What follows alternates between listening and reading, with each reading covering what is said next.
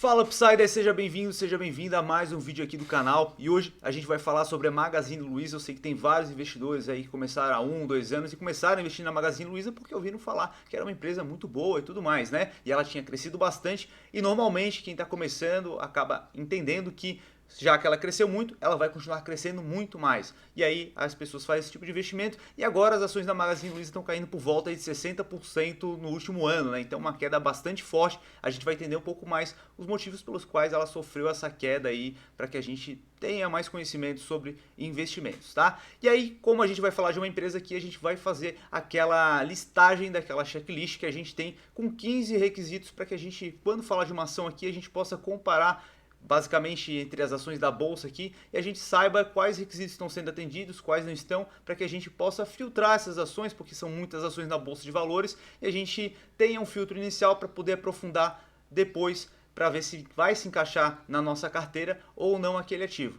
Então aqui a gente pode passar para a nossa checklist aqui e a gente vai ter alguns requisitos aqui em que a gente vai preenchendo de acordo com a Magazine Luiza, se ela vai atender ou não esses requisitos aqui. Então na parte de segmento de listagem, a gente colocou novo mercado, porque novo mercado é o maior grau de governança corporativa de uma empresa, e aqui a Magazine Luiza ela atende sim esse requisito. A gente pode verificar aqui no site Fundamentei, em que ela tem sim a participação no segmento de listagem novo mercado, né? Então aqui a gente pode colher algumas informações também, como o valor de mercado dela está na casa de 57 bilhões, ela tem mais de 38 mil funcionários, esse número ali de 2020, ela representa 2,48% de participação no índice Bovespa e ela foi fundada há 64 anos, já tem bastante história, porém ela começou a dar o turnaround dela ali, de fato em conseguir crescer absurdamente há pouco tempo, aí por volta de 5, 6 anos, tá? Então ela foi fundada em 1957, tem bastante história,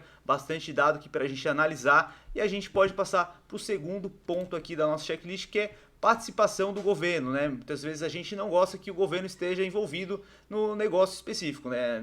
Por vezes não é um empecilho para que seja uma boa empresa, porém é um risco a mais, porque o governo pode acabar influenciando ali nas decisões da empresa e não ser algo tão benéfico para o acionista minoritário que somos nós, né? Então aqui a gente vai perceber que a Magazine Luiza não tem participação do governo, então a gente pode marcar com 1 aqui. Perenidade do negócio quer dizer o quanto tempo que a empresa ela vai continuar existindo no mercado ou não. A gente percebe aqui que o setor de varejo é sim um setor que vai continuar existindo, as pessoas vão continuar consumindo produtos do setor de varejo, celulares, geladeiras, tudo mais, tudo que a Magazine Luiza acaba comercializando, a gente vai continuar tendo esse tipo de consumo, então a gente percebe que é um setor perene sim, e a Magazine Luiza ela tem se consolidado cada vez mais no mercado, isso demonstra que provavelmente ela vai continuar existindo daqui a 30 anos, então mais um ponto positivo aqui. Em relação à IPO, né, a IPO é quando a empresa passa a ser negociada na Bolsa de Valores, a gente percebe que muitas vezes é interessante que a gente tenha um histórico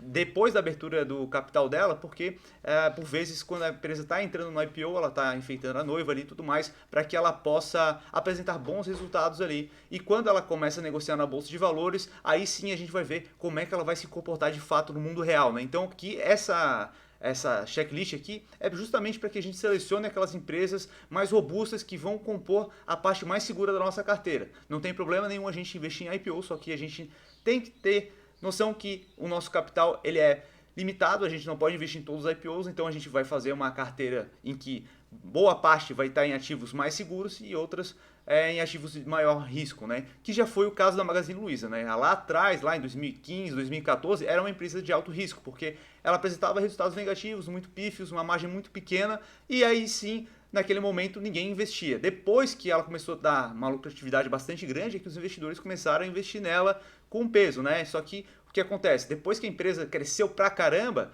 aí não vai ter mais aquele upside que a gente pode ter com as ações ali, porque aquele momento de risco, que é o momento que você deve investir, né, fazer aquela avaliação mais aprofundada, entender se tem uma capacidade de turnaround ali, ele já passou, né? Depois que a empresa já apresentou um resultado gigantesco, ela não vai ter um crescimento nas suas ações gigantesco também. É claro que ela pode continuar crescendo, mas uma taxa menor. Só que os investidores no começo acabam não percebendo isso, acabam achando que a empresa vai continuar crescendo naquela taxa, só que isso não é verdade.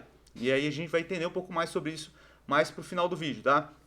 Então aqui no IPO a gente pode marcar com 1. Na questão lucratividade, apresentou resultado positivo nos últimos 10 anos, então a gente pode ir lá para a DRE da Magazine Luiza para a gente entender isso daqui. Então vamos descer aqui, a gente vai perceber que o lucro dela, apesar dela ter começado a aumentar ali a partir de 2016, 2014 ela dava prejuízo ainda, né? Então ela apresentava um resultado positivo, resultado negativo, resultado pequeno. Então aqui ela começou a crescer a partir de 2016, então ela não atende aquele requisito de ter resultados constantes, consolidados ali nos últimos 10 anos, para que a gente tenha aquela visão realmente de longo prazo de que a empresa ela está crescendo numa exponencial bastante grande, né? É claro que a empresa Magazine Luiza, depois de 2016, 2017, ela se tornou outra empresa, né? Ela começou a utilizar muito mais tecnologia para poder divulgar os seus produtos na internet e tudo mais. É uma nova empresa, com certeza, né? A gente precisa ter isso em mente também, mas para ficar justo aqui, a gente vai marcar com 0 aqui nesse requisito, tá? Precificação, o lucro tem aumentado e o preço estável ou caindo. Bom, aqui o preço a gente sabe muito bem que está caindo pra caramba, né? A gente pode ver aqui no gráfico dela que ela teve uma queda de 64% nos últimos 12 meses, então ela bateu um topo histórico aqui por volta de 10, aqui em, vamos botar aqui, não tá puxando aqui 6, 9 do 11, por volta de 26,40, e agora ela tá com um valor das ações dela de 8,60, né? Então teve uma queda bastante grande aí de 64%. E aí a gente percebe aqui que o lucro tem aumentado e o preço estável ou caído. Vamos perceber aqui.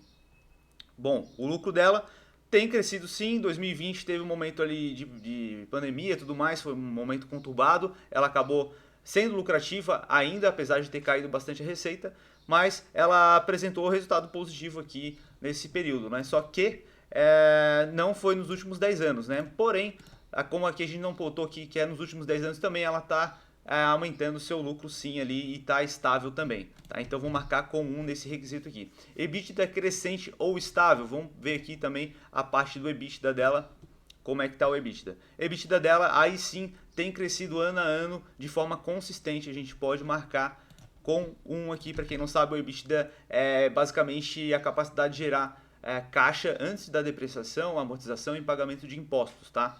Então aqui, endividamento, aqui a Magazine Luiza também, nesse quesito aqui, ela tá tirando nota 10, né? Porque o endividamento dela é bastante baixo.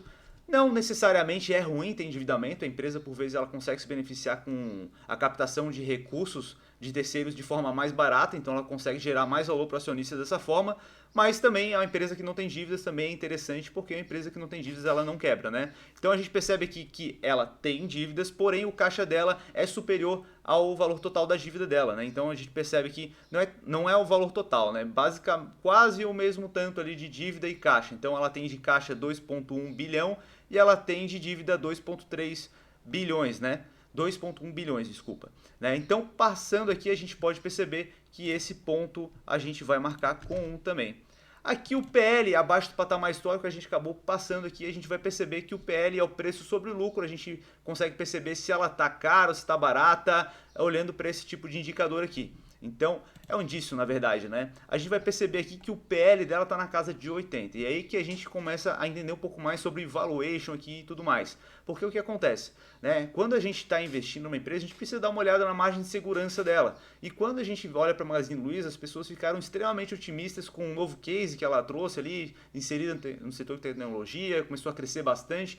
E o mercado começou a precificar ela de forma bastante elevada, né? Então, com taxas de juros descendo, as pessoas começaram a precificar cada vez mais acima os ativos, e isso trouxe um valuation bastante alto para ela. E quando a gente olha esse tipo de indicadores, que a gente está dizendo que lá na frente ela vai entregar um lucro muito maior. Então aqui a gente basicamente pode interpretar da seguinte forma: o preço sobre o lucro basicamente é o quanto de anos se a lucratividade dessa empresa se mantiver, em quantos anos a gente vai conseguir ter o capital de volta, né? Basicamente seria isso. E a gente percebe que atualmente, apesar da queda que teve bastante grande, ainda precisaria de 80 anos mantendo o lucro atual para se reaver o capital investido. É claro que a ideia é que a empresa continue crescendo e esse PL vai diminuir também. Só que ainda assim é um PL bastante elevado, né, frente ao que ela tem entregue, né? Então a gente percebe ali que em 2020 estava com um PL absurdo de 413 vezes, né, um negócio, uma precificação em que o mercado está dizendo o seguinte: a empresa vai crescer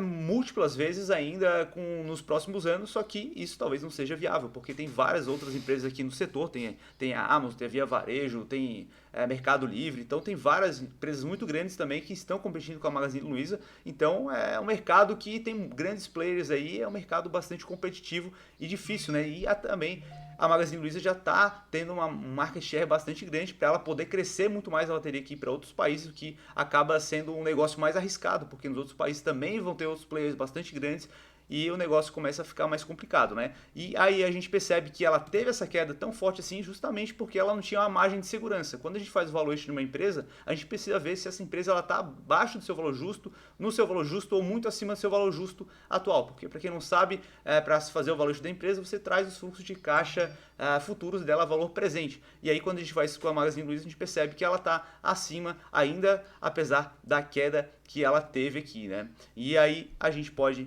marcar lá na nossa planilha com o 0, né? Porque ela está ainda acima do seu patamar histórico. A gente vai perceber aqui que, apesar da queda, ainda a média dela é de 30,61 vezes, né?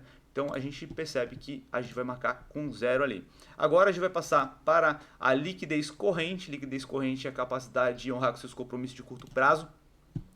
Está em 1,49, então a gente pode marcar esse requisito com 1 também.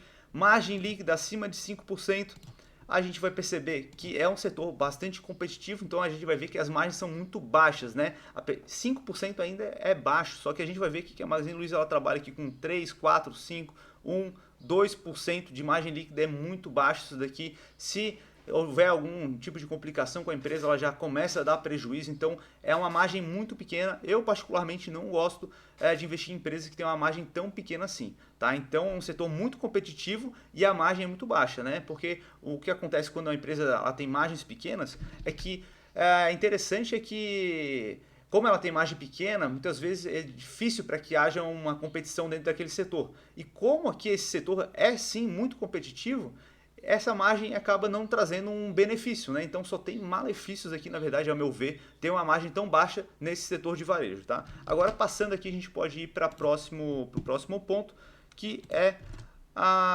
o ROI, né? Então vamos ver o ROI aqui. O ROI da empresa está abaixo de 15, então a gente vai ter que marcar ali também com 0, né? ROI estável no mínimo 5 anos. O ROI a gente percebe que ele não está estável nos últimos 5 anos, então a gente também vai marcar 0 aqui. Para quem não sabe, o ROI é o retorno sobre o patrimônio líquido, né? O quanto que a empresa está gerando de retorno sobre o seu patrimônio líquido. Agora, o CAGR da receita, que seria a taxa composta ali de crescimento anual dos últimos 5 anos da receita, né? Vamos ver se ela está entregando um crescimento de ao menos 5% ao ano. E aí sim, ela está entregando 26,58%, ela cresceu bastante, não é, justamente nos últimos anos, só que a gente não deve projetar isso daqui para frente, a gente precisa analisar o que a empresa é hoje, porque agora a gente está olhando aqui o que ela entregou no passado, né? Não é porque aconteceu no passado que vai conseguir continuar se replicando no futuro, a gente precisa ter sempre isso em mente, tá? O que aconteceu no passado não quer dizer que vai acontecer no futuro, da mesma forma que as ações dela, o que o investidor está começando a investir agora, acaba pensando pô, se ela já atingiu aqui e agora ela está por esse preço, necessariamente em algum momento ela vai subir de novo. E isso não é verdade. A gente tem várias empresas aí como a Cielo, o Oi, em que a gente não teve esse tipo de fenômeno aqui, porque o que acontece é que a cotação vai representar a lucratividade da empresa, os resultados futuros dela, tá? E como a Magazine Luiza ela estava com uma margem de segurança